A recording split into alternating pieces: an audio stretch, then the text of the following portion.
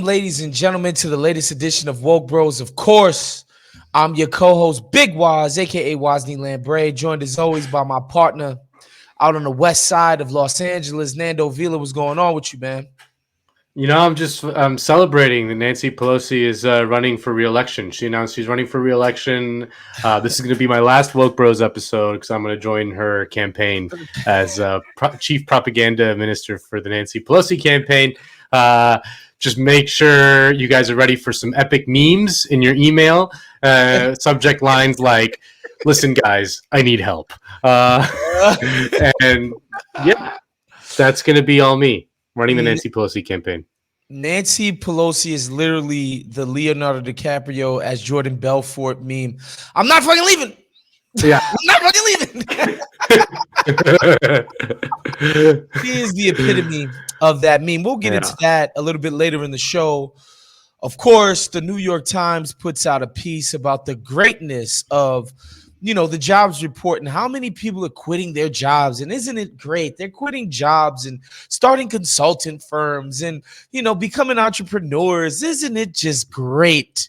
These people, and it's so contagious. They're white collar workers. It's just great. We get into New York Times tone deafness about the job numbers and what they actually mean.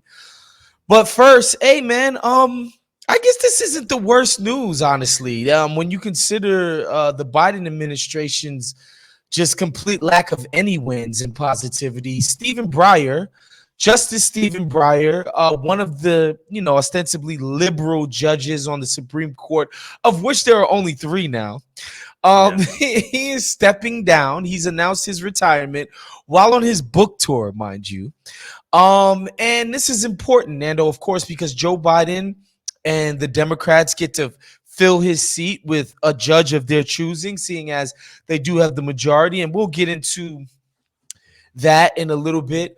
But it's nice, and I'm happy that the GOP won't be able to make it 7-2. However, it's 6-3. Why is it 6-3? Because Obama got punked by Mitch McConnell, and Merrick Garland. Of course, not only that, of course, while Obama was still in office, Ruth Bader Ginsburg felt like she was just too important. There was no single other person on the planet who could vote with the other justices quite in the way that Ruth Bader Ginsburg could for liberal causes, and she was just too important to step down, Nando. Yeah. So she didn't. You're just a typical man telling a woman to shut her mouth and step down. Right. You don't realize. Right. Yeah. She doesn't owe you anything. RBG doesn't owe you anything. Right. Exactly. Except for when the nation's abortion rights get stripped away because of her decisions. But that's neither here nor there. Of course, RBG refused to step down. Trump was able to fill her replacement. Freaking Scalia dies. Trump filled that replacement. And the balance of the court is what it is, right? And, and I'm not no Supreme Court justice scholar or whatever, but, there's this sense that every now and again, John Roberts, who is the biggest fucking corporate shill in the history of corporate shills, every now and again, he's stepping for gay rights, or every now and again, he wouldn't let them completely gut Obamacare, or every now and again, John Roberts would step in and whatever. But now it's 6-3. Stephen Breyer will be replaced by somebody. Nando, before we got on the show, said Joe had promised people that he would pick a chief justice from a specific demographic. And I'm going on long, but I do want to say this. Like, this dude almost didn't do it. Okay? He didn't want to do it. They had been asking him for a while to do this, and he was on his book tour, and he's like, I don't know, what's the big deal? Like, the court is pretty good. Just because we got conservatives, we're upstanding, we have credibility, blah, blah, blah, blah, blah. But I guess enough pressure has gotten to him. I'm sure he got some concessions as to who the next person would be. But Breyer's finally stepping down, Nando. I wonder if the tipping point was, I don't know if you saw in the news like a week or two ago, Neil Gorsuch, the conservative on the court, reportedly refused to wear a mask in the court and forced Sotomayor, who I guess had COVID and was immunocompromised or some shit, to do the court from like by Zoom, you know, Wow. like they were doing it in person, Mhm. and he wouldn't. I wonder if that was kind of like the tipping point where Breyer was like, okay, we can't have another one of these psychos in there. Um, but yeah, I wouldn't count my chickens before they hatch, dude. You know, we're assuming Precisely. they're going to be able to get someone in there, and it is not entirely clear to me that they can get Manchin and Cinema on board with a nominee. Um, it's, you know, I think we can, you know, it's possible, but it's not. I don't think it's a slam dunk. I don't think it's guaranteed.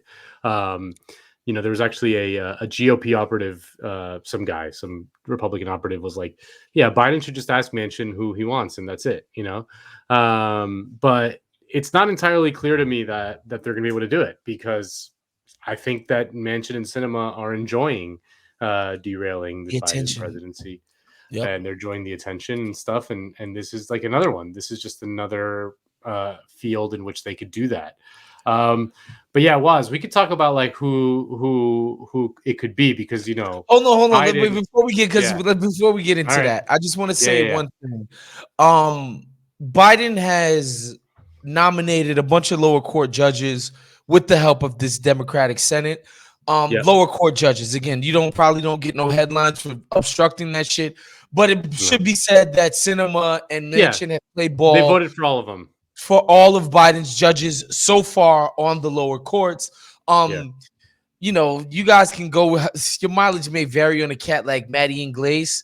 But he's like, look, man, without Joe Manchin, Biden wouldn't have been able to get through his lower court judges if a Republican was in there, which I guess is one way of making It's the Joe stupidest thing. Manchin I mean, it's of palatable. course, but it's like it's the biggest like no shit Sherlock point. Like, yes, of course, Manchin is better than like a Republican. Okay, you know, but okay, like it's just like congrats, Maddie.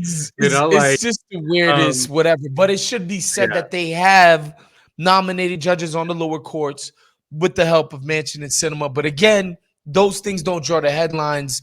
They don't get you, you know. He said also that Manchin voted for Kavanaugh and Gorsuch. Manchin voted for them. Course. Yes. And it should be said that like Susan Collins voted for both of Obama's nominees or whatever. Like she voted for Kagan and Sotomayor.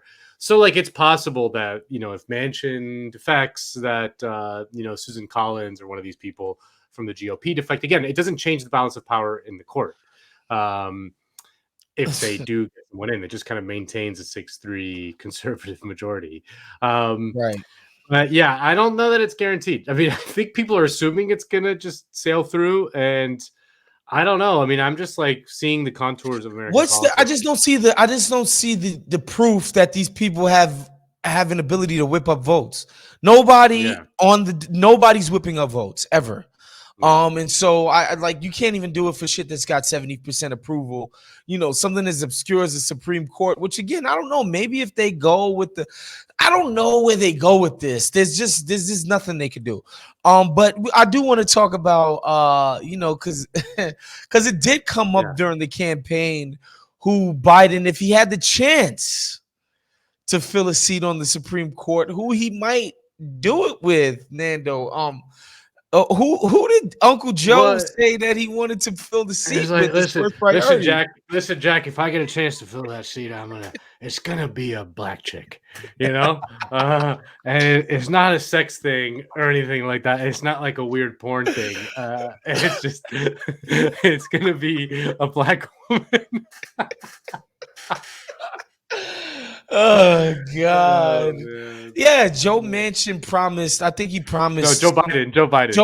Joe Biden promised some prominent Dems, you know, and prominent, important Dem donors who happen to be black, that one of the reasons why his candidacy was one worth supporting was that he would make it his business to make his Supreme Court justice pick the very first black woman in the history of the court.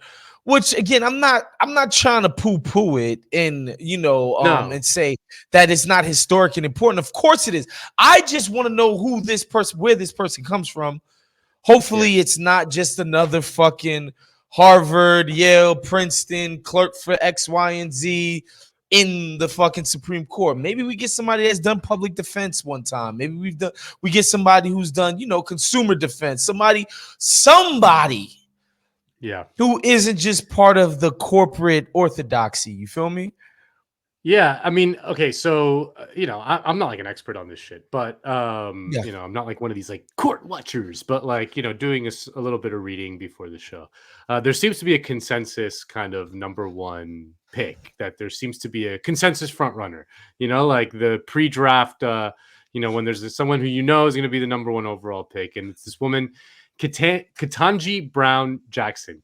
Okay, sadly, she went to Harvard, Of course. but. But for the purposes of she was raised in Miami, Florida, which is kind of cool. Okay, I like that. Yeah. Dade And County, I think stand up. Dade County, baby. And she was a public defender in DC for a while. Okay. Yeah, see, there you go. There you go. Somebody with a diverse. Of course, she went to Harvard. But she went to Harvard. So we know we can't trust those people as far as we can throw them. But again, in the context of the Supreme Court, having somebody who's worked in public defense, bro, like, damn, bro, like that's more historic. Yeah, come on, when you consider the Kavanaugh worked on that nigga, he worked on Bush v. Gore. It's a difference. It's a difference of degrees, right? So I feel like that would be a pretty inspired pick, and I do think making the pick historic can work as a bulwark against certain types of attacks and all of that kind of thing. But who knows? Manchin is throwing himself in front of similar things that seemed unimpeachable before. Well, like the thing is, I think he may have voted for her. So, like, I guess Biden nominated her to some court, like the DC federal bench or some shit, and Manchin voted for her. So, like, it would be weird for him to now vote against her. So again, that's the consensus. That's like, when LeBron entered the draft. Was coming out of high school. Yeah, coming out of Akron. Yeah. So she's the number one pick. Yeah, she's the number one pick. But we got some sleeper picks. Okay. Let's hear some other, because he did say it had to be a sister now, a black woman. Yeah. Yep. We got some names here. We got Justice Leandra Kruger. Who's on the California Supreme Court. I haven't met a black Kruger. You think she's married to a white homie, or what do we think that is? Because Leandra sounds black, but Kruger, that's a Leandra. There's one called Justice Candace Jackson Akiwumi. Leandra Kruger. I'm looking at her right now, Nando. She might be a mulatto shorty. She might be of mixed race. Which, of course, we don't do the one drop, whatever. You black, period. We don't do all that. Yeah. But we see it with a Kruger, because I'm just telling you, like, on this show. Listen, that's a policy. No, what I'm saying is, a lot of times, like, black people have white last names, obviously, because of colonialism, slavery, all of that shit. You get Johnsons and, McCormicks and all kinds of white names, but Kruger is just not one you see very German. Yeah, that's what I was going to say. Came in after. Yeah, the Germans came. Unfortunately for them, they came after slavery. It was too late. They didn't get to start naming to do it again in their workforce after World themselves. War II. Right. But yeah. So we got Leandra Kruger. Who else we got? We got some woman named Michelle Childs. She's a federal district judge in South Carolina. She's on the short list. But Wos, the woman that I want to see get a look. I feel like she's underrated. She might, she's not like, she doesn't like leap off the charts in any. She doesn't have like a super fast 40 or something like that. But I feel she's got the intangibles, right? She's got the intangibles. She got the name recognition. Got you. Vice President Kamala Harris on the court, baby. Do it, Joe. You want to. You want it. She's annoying you in the White House. She's like calling you all day, asking for meetings that you don't want to be in part. You don't want to like listen to her. Christ Almighty. And Like you were bullied into choosing her because like you needed a black woman and the vice president. You never really wanted her anyway. This is a perfect opportunity to kill two birds with one stone. She's horribly unpopular. She's the heir God. apparent. She's gonna get crushed by whoever she runs against. Yeah. And this way you can just give her a graceful exit. She becomes the first black woman on the bench. What do you Yeah, think? you know what's crazy is that I'm of two minds here. One, I do think she is being railroaded by the party apparatus, that they're already Yeah. sodding the ground. Like, no, it's not Kamala. It won't be Yeah. Kamala. Nope, Yeah. not her. So she is getting screwed. Like, we recognize that. But again, like, she ran already. She sucked at it.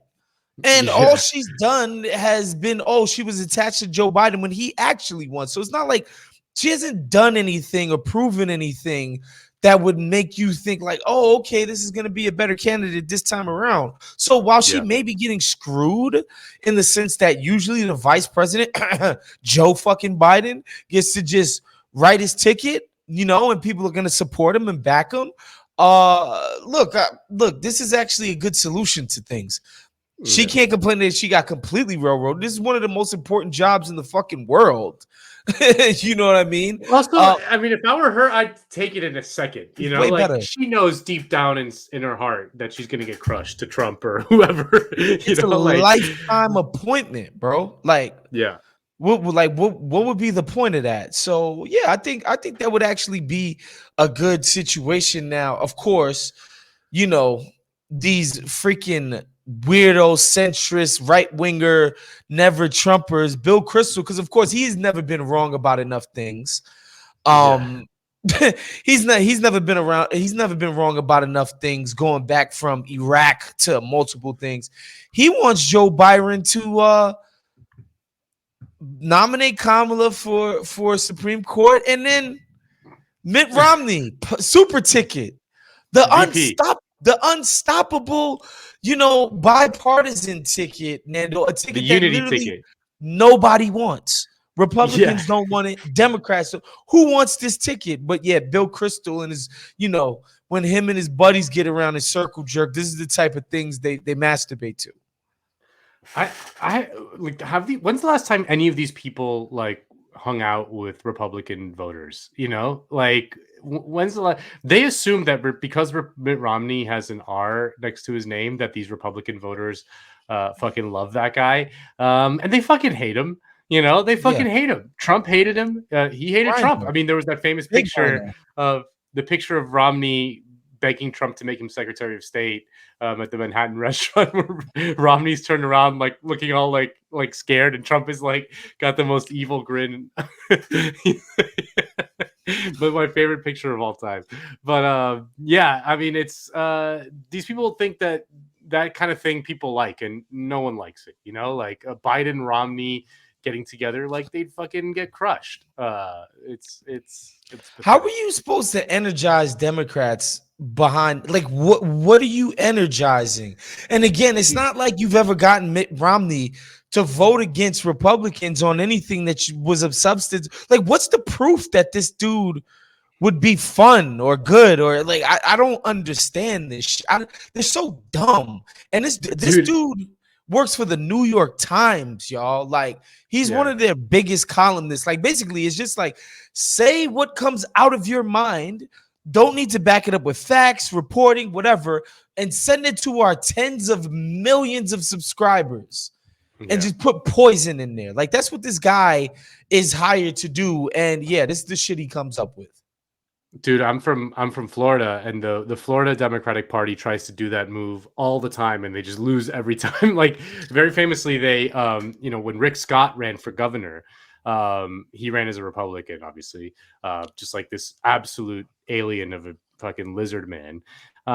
They ran against him instead of like finding some like Democrat that they liked and whatever. They ran a guy named Charlie Crist, I who remember used Charlie to Crist. be a Republican. He was Right. like, they did the move where they were like, you know what, we'll run a Republican against the Republican, and they're gonna be like, "Whoa, like look how like reasonable they are, and like look how much." What happened Nobody was, liked Charlie Chris. Get out of yeah, like here. the Republicans are like, "Look at this fucking turncoat traitor," and the Democrats are like, "A Republican? Like that's the whole fucking point of being a Democrat is they don't like those people," like. Only the Dems. Like there's no planet that somebody would get on, say, Fox News and say, yo, you know who Trump should run? Joe Manchin. No chance. They just wouldn't do it. They just would never do something like that. They would never Yeah, advocate for it.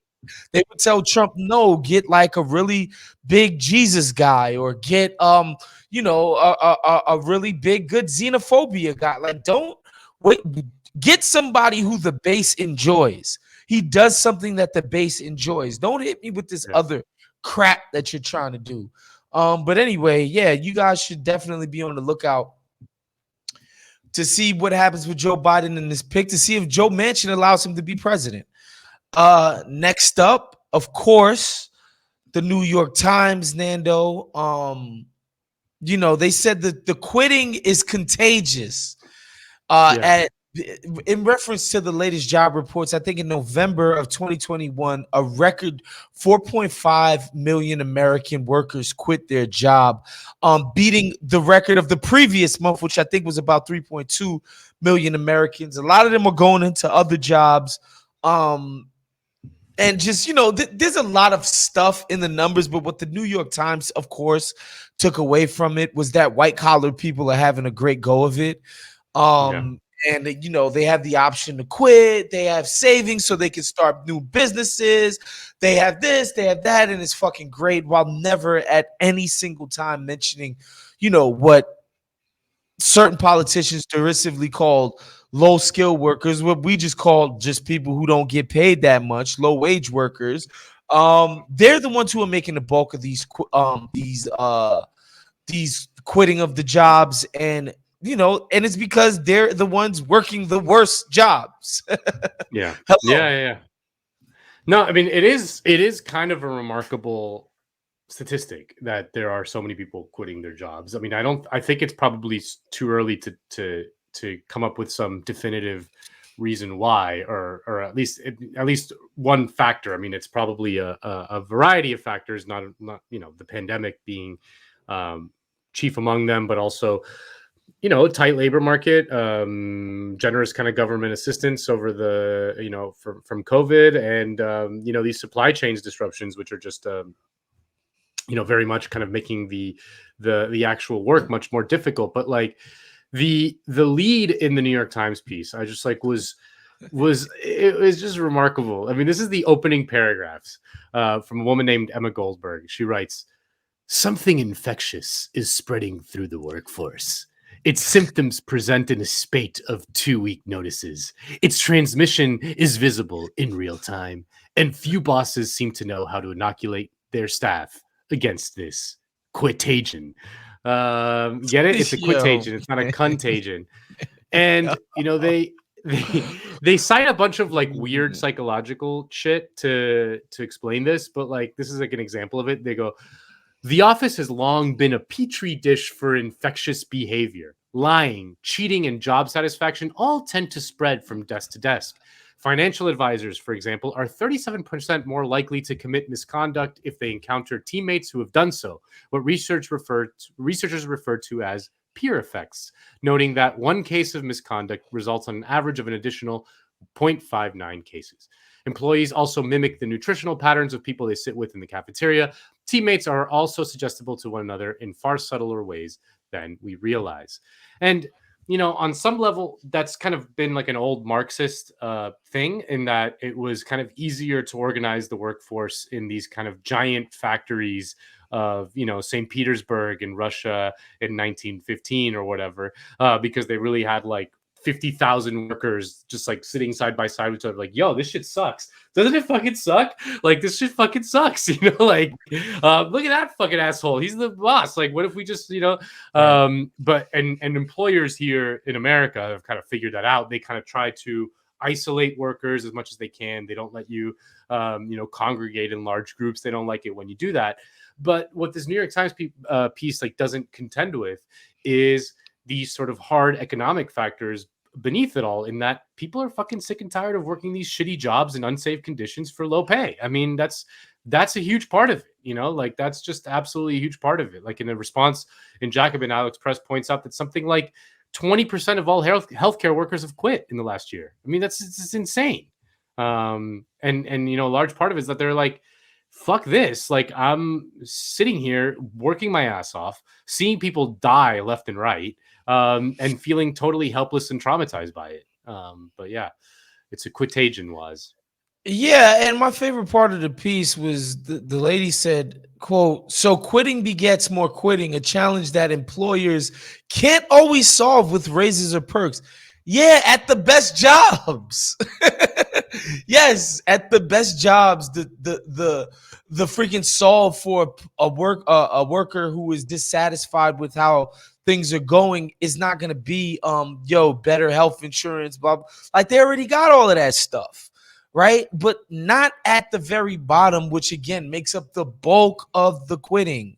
The bulk of the quitting is not people that have enough savings to pay their rent for a year in their bank account, right? Like it's not those people. Those are the type of people who quit and start side businesses, et cetera, et cetera. Most of the people who are quitting because the job is just so horrible. It's not worth it when you consider the pay, when you consider the risk, when you just consider the general unhappiness that you feel while in that job. It's just obvious, when it comes to your physical health, but also your mental and emotional health. Like everybody understands that these are the people that are actually leaving the jobs. But of course, the New York Times, because they're, first of all, the workforce is a bunch of white collar, hoity-toity, overeducated, fancy ass people. And then again, like their customer base sort of self-selects for that. It is a bunch of people like me and Nando reading it and just being like, isn't that something? Maybe I should start a pottery business. You know what I mean? Like, it's not people who are just like, yeah, man, my fucking job is completely horrible. They're working me to the bone, to the nub. I'm barely able to pay my bills. I can never hang out with friends, do fun things, yada, yada, yada. Like, what are we doing over there? But the funny thing is, like, like, I'll read a jobs report that details who is actually quitting these jobs in the New York Times. This is the most hilarious thing. Like numbers that this paper has published could tell you. Like, this is ridiculous to make that the emphasis of this piece, but yet here we are. Yeah, they don't want to talk to those icky people though. They want to talk to like a creative director. No, and that was another thing. That's who they talked to. Somebody who worked at a tech startup. Another person worked in digital marketing firm. Like, this is creative industries, which is basically white collar, upper echelon type of job. You work at a startup in Silicon Valley. Like, trust me, they might be a startup, but it's not like me just being like, oh, I'm gonna start making spaghetti out of my crib and selling it. No. These things are funded. They've got investment. You getting paid. You getting bennies. You ain't going to no shitty. This isn't like Silicon Valley like 20, 30 years ago, where you might join a startup and it really be some like, oh man, this is on the border, but I believe in this thing. Like, any startup you're going to over this, you're gonna be fine. Again, like, these are privileged jobs, bro. Like, these people are good. They didn't go and ask some guy that works in a UPS warehouse or Amazon warehouse, or some home health attendant, right, who's caring for older people, nursing home person. Like, they didn't talk to those people. They talked to, Yeah. I've been wondering for a while, like, what they're gonna do about all of this shit. Like, there's only so people. They're only going to tolerate this kind of shit for so long, that they're going to find a way to force people to work. That they need some way to compel these people, and they're not going to just like raise wages like that. That's going to be like the last resort, like.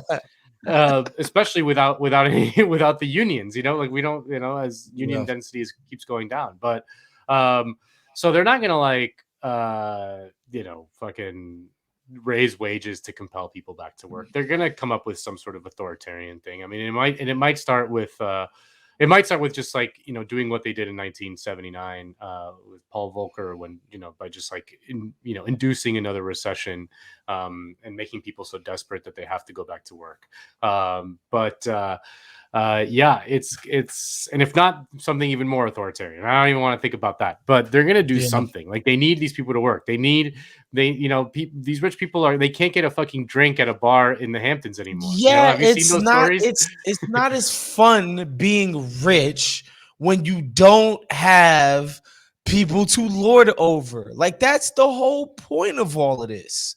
Right? Like, if being rich just means stuff just gets harder, but they gotta understand that we're at a tipping point too. It's just like, guys, you've got enough.